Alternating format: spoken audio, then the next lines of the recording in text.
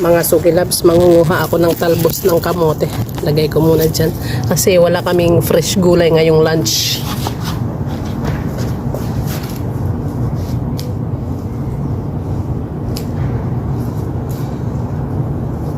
Nakakamiss kasi yung talbos.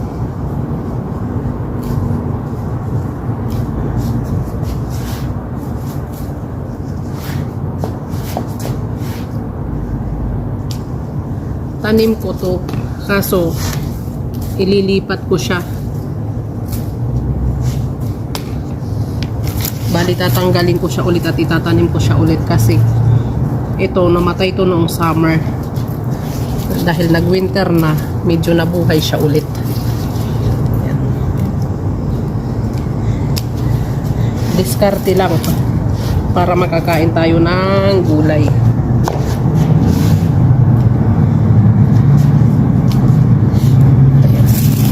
Kahit anong mga sukilabs dito sa ibang bansa, kailangan natin ng gulay kasi kailangan ng katawan. Pag walang gulay ay naku, kawawa. O diba, punta naman ako ngayon doon sa aking kangkong. Ayan. Uy, malamig dito sa labas kahit may araw. Malamig ng konti. Check ko nga yung mga tanim kong tumubo na. Hindi pa tumutubo yung mga pakwan ko. Mukhang kinain na ng ibon.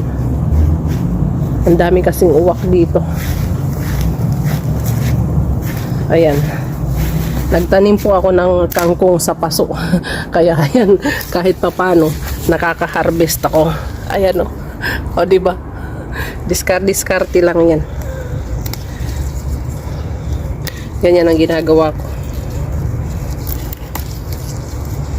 Para makakain kami ng fresh, yung organic.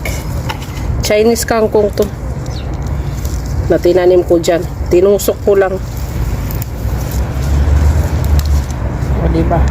Kahit papano, may nakukuha kaming gulay. Pagka hindi agad-agad nakakabili yung amo ko. Alam mo naman, Pilipino, kailangan may gulay palagi. Kaya yan, diskarte lang. Ang ginagawa ko, tinutusok ko kung saan-saan. Siyempre, laking bundok tayo eh. Kailangan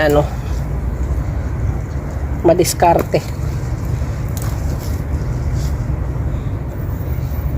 Pag laking bundok, ayan, mahilig talaga sa gulay. Kaya yung mga busing namin, nahawa na sa amin. Minsan kumakain kami ng gulay, nakikita niya, sasabihin niya na ipagluto mo kami ng katulad niyan. Ganyan ang ginagawa na. Pero sa totoo lang, ayaw nila ng gulay. Nakikigaya lang sa amin. Si ate kasi laging gulay yun. Mahilig sa gulay talaga yun. O see? Medyo marami rin yung na-harvest ko, mga sukilabs. Ayan. O diba? Punta na ako sa kusina.